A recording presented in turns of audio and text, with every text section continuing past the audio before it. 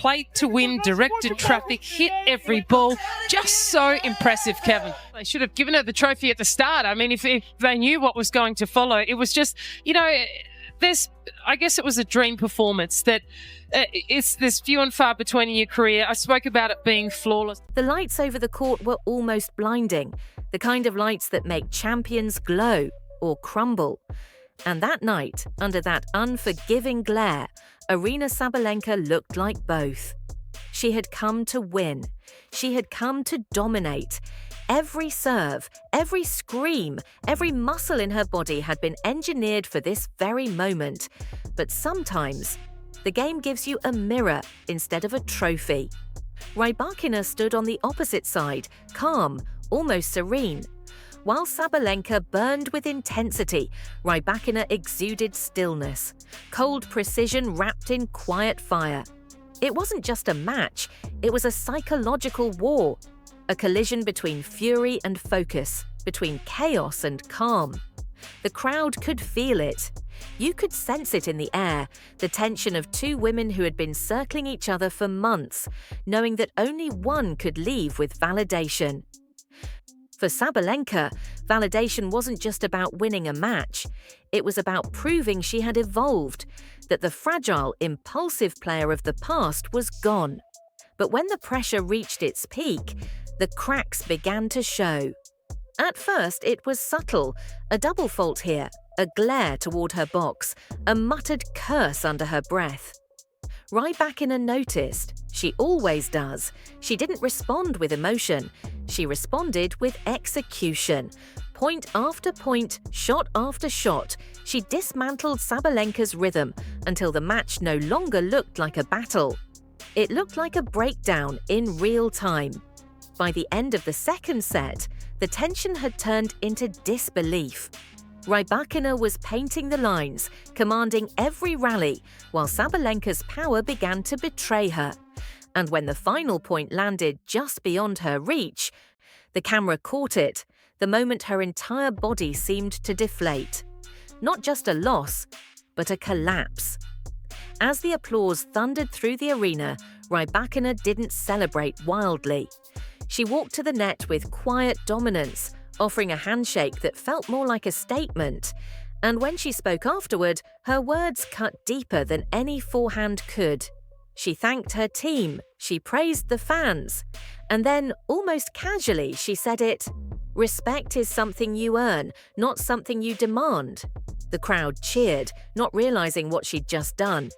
But Sabalenka did. She heard every word, and that's when the camera caught her eyes fill with tears. It wasn't the loss that broke her. It was the realization that she'd been publicly humbled. Back on the bench, Sabalenka tried to hold it together. Her breathing was uneven. She stared at her racket, as if searching for answers in the graphite. Her coach leaned forward, whispering something, words meant to soothe, to stabilize. But she didn't respond. She couldn't. The wall she'd built around her ego was cracking, and the entire world was watching it crumble. The shot lingered, Sabalenka covering her face, shaking her head. You could almost hear her thoughts. How did it come to this? How did control turn into chaos? The truth is, this collapse didn't begin tonight. It began months ago, maybe years ago. Every time she lost her composure on court, every time she screamed at her coach or turned frustration into fuel that burned her from the inside, the seeds of this moment had been planted long before Rybakina's words ever reached her ears. And now they'd finally bloomed. The commentators tried to soften it. "She played to win," one said. "Directed traffic, hit every ball, just so impressive." But their voices carried that tone, the one used when admiration and pity share the same sentence. On social media, the reaction was instant. Clips of Sabalenka's tears, screenshots of Rybakina's respect line, hashtags turning the match into a morality play. In minutes, the narrative had already been written. Sabalenka, the emotional firebrand, undone by her own volatility. But for those who've followed her journey, this wasn't about theatrics. This was about identity. Sabalenka's career has always been a paradox. A player of brute power with a heart that bruises easily. She's the kind of athlete who feels everything too deeply. Every loss, every comment, every judgment. It's what makes her dangerous and what makes her fragile. In her post-match interview, she tried to smile through the pain. "I guess I'm getting old," she said with a shaky laugh. "I'm getting really sensitive." The words sounded rehearsed, like armor, but even she couldn't hide the truth in her voice. This wasn't about age, it was about exhaustion, emotional, psychological, spiritual. Behind that smile was a woman torn between two versions of herself. The warrior who refuses to bend and the human being who's starting to break. The press didn't hold back. They asked about her emotions, about Rybakina's comments.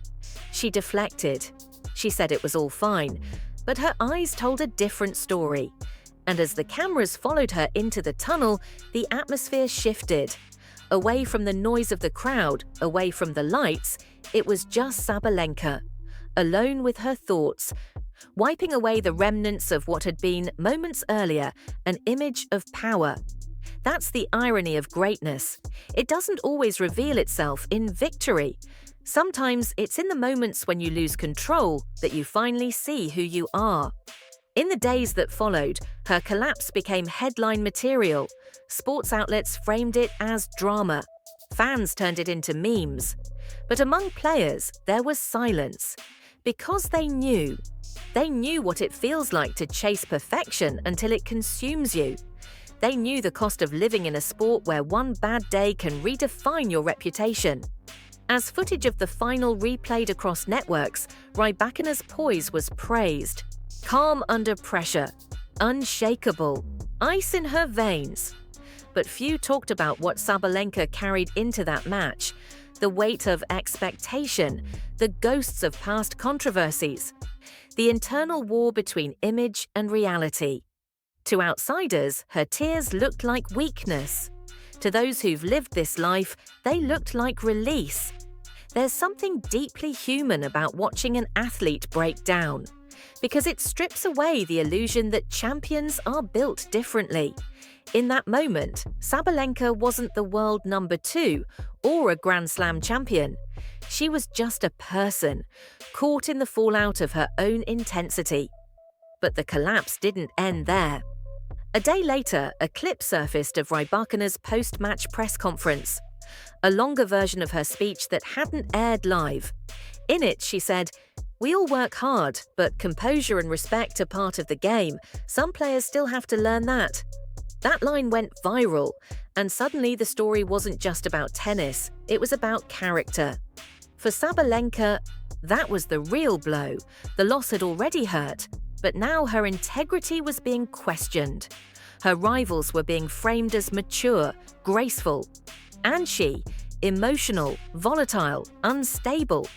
Behind the scenes, people close to her say she felt betrayed by the media, by the narrative, by the very sport she'd given her life to. "She cares too much," one of her team members admitted, "and when you care that much, the smallest wound cuts deep." That's what made this collapse different.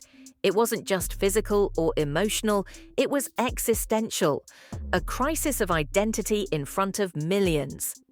In the quiet aftermath, Sabalenka withdrew from interviews, skipped events, focused on recovery, but whispers followed. Could she rebuild her mental game? Could she learn to separate passion from volatility? Or had Rybakina's vicious post-match words exposed something she couldn't hide anymore? Because in sports, perception is everything. And once the world starts to see you as fragile, even strength looks like overcompensation. Still, those who know Sabalenka also know this. She doesn't stay down for long. Pain has always been her catalyst, humiliation, her reset button. Every collapse has been followed by a rise, and maybe that's what makes her story so compelling. Because in every great athlete, there's a moment like this, a point where ego and emotion collide, where the facade cracks and the truth spills out for everyone to see. For Aryna Sabalenka, that moment came under the blinding lights of the WTA final, when Rybakina's calm dismantled her chaos and a single sentence, "Respect is earned," turned victory into vengeance.